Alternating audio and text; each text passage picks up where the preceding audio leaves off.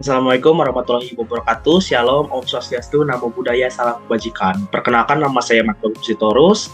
Sekolah saya Santa Maria 3 Cimahi dan asal saya dari Kabupaten Bandung. Saya akan mempresentasikan tentang pemahaman tentang aturan berlalu lintas.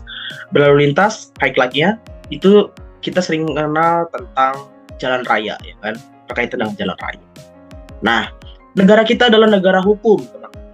Semua yang kita lakukan pasti ada hukumannya dan konsekuensinya.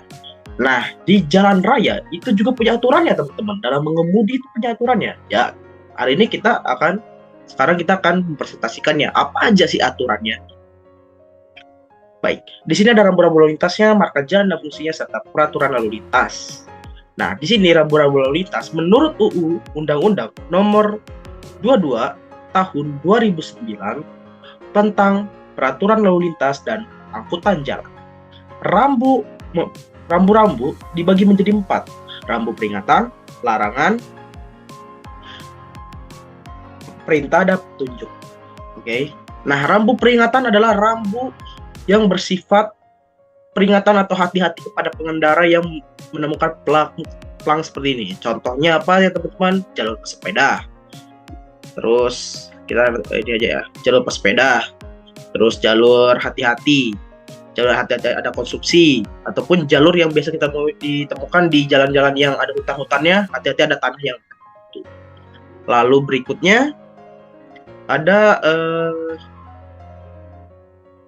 rambu larangan. Rambu larangan ini adalah rambu yang bersifat pengendara itu tidak boleh dilakukan ataupun bisa bersifat sangat wajib.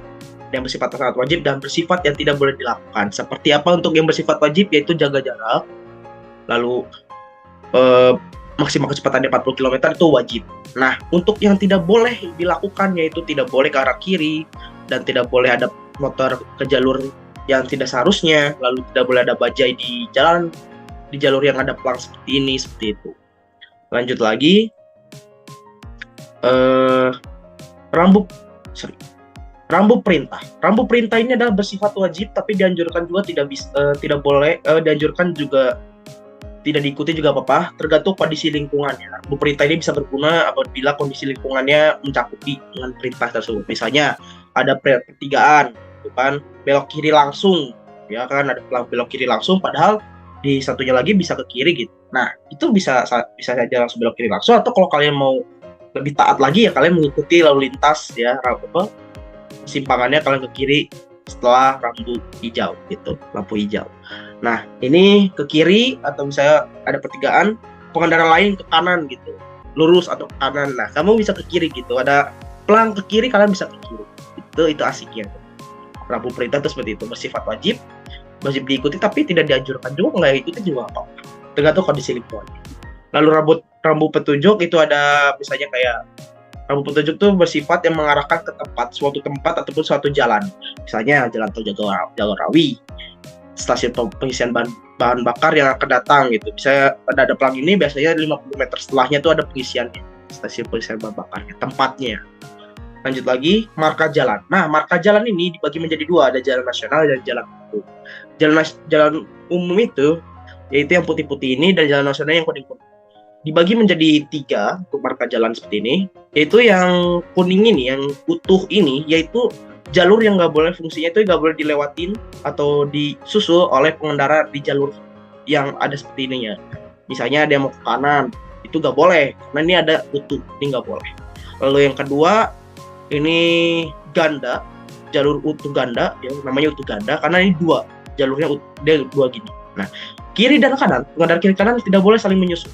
Tidak boleh menyusul, karena dia harus, jadi dia mengartikan bahwa pengendara kiri, pengendara kanan harus sesuai jalur.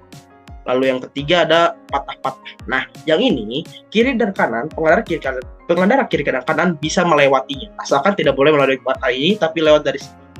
Yang patah-patah, yang namanya patah-patah kan bisa dilewatin.